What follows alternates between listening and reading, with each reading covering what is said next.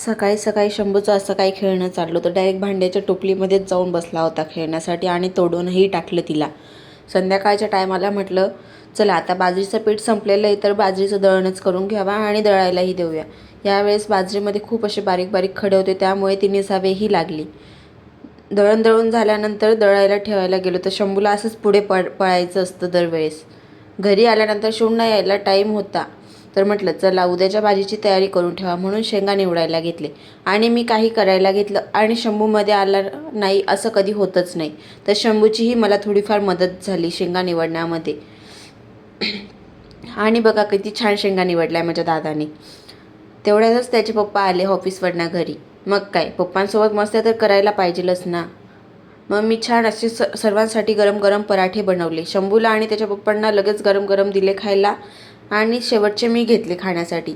मस्त लोणच्यासोबत खूप छान लागतात बटाट्याचे पराठे. तर चला आजसाठी एवढंच, भेटूया उद्या नवीन ब्लॉगमध्ये. बाय.